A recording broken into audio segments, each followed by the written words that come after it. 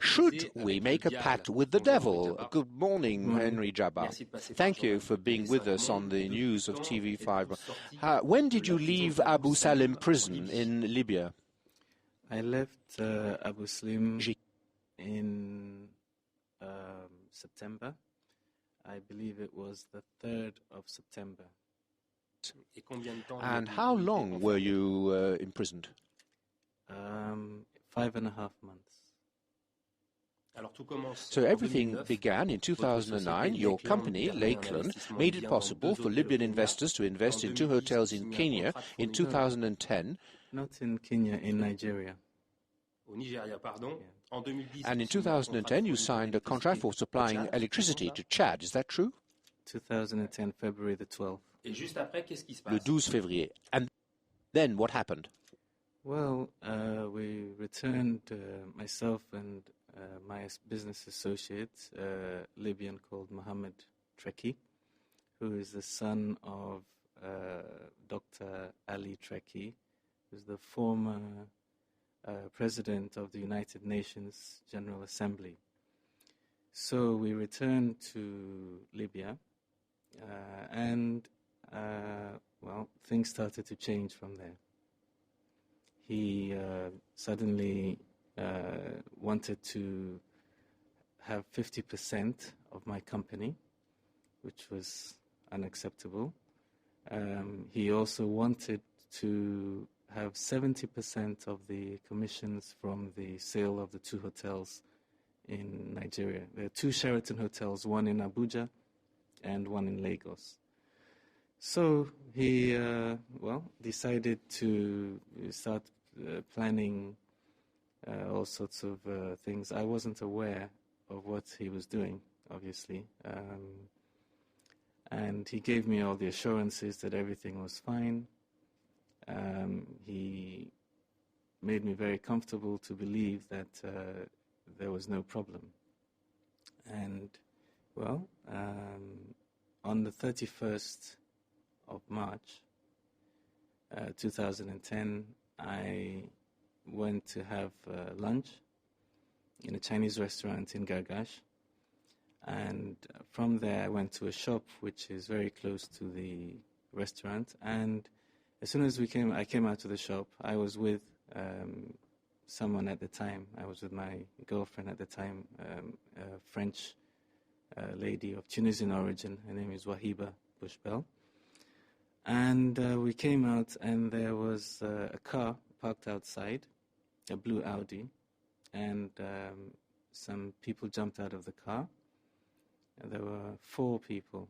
One of the people I recognized immediately. His name is Fatih Salama. Fatih Salama is the office manager of General Abdullah Mansour.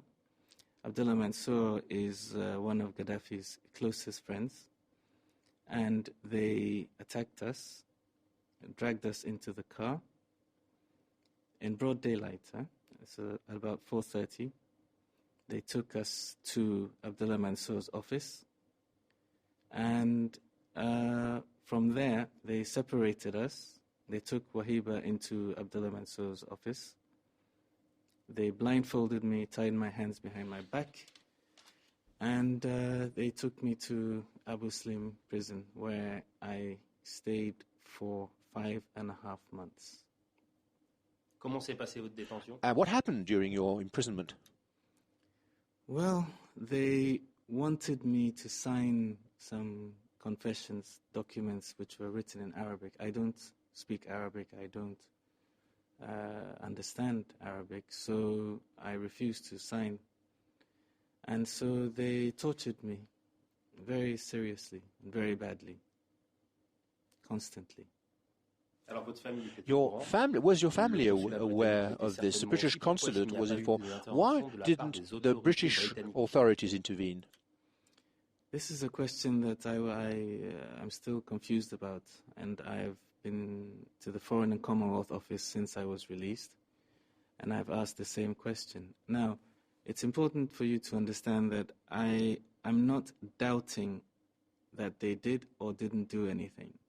All I have said to them is, listen, if you really did help, because they have released some information, a press release to the world, to the public, admitting that yes, I was kidnapped, yes, I was illegally detained for almost 6 months. They are saying that the Prime Minister of United Kingdom, the Foreign Minister, and the Minister for the Middle East, and so many people, the embassy in Tripoli, they did so many things to help me. So I am wondering, if they did, they should be able at least to provide us with copies of whatever letters that they wrote to the Libyan authorities. They should be able to give us at least telephone transcripts of the conversations they've had with whoever they had these conversations with to try to secure my release. I have requested this information since I returned to the UK in October, and I haven't received any information. So it makes me wonder, if you help somebody, surely you should be the first person to be showing to the whole world, yes, our citizen was kidnapped and we did so much to help, and this is the proof to the whole world. Instead, what I have received are letters from the Foreign Office saying that it will prejudice international relations if they give me this information. And this is very confusing for me, and it is adding to the trauma and the suffering, the stress that I have been through, the pain and the anguish that I feel because I did not do anything wrong in Libya or anywhere else in the world.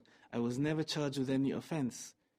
I was just taken by these security operatives because of Mohammed Treki and Abdullah Mansour and Gaddafi's people. Mr. Djaba, what trauma have you suffered? What trauma?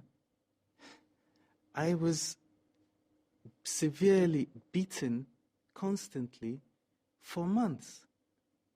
I was not allowed to have any contact with the outside world. I was not allowed access to my embassy. These are very basic human rights requirements. If you are arrested, and I wasn't arrested, I was kidnapped, as I say.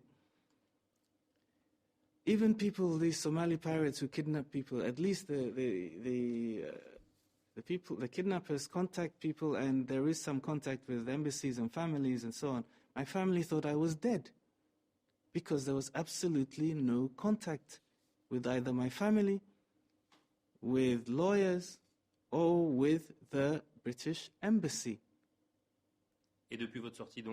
Since you have left prison, you are going to sue Libya.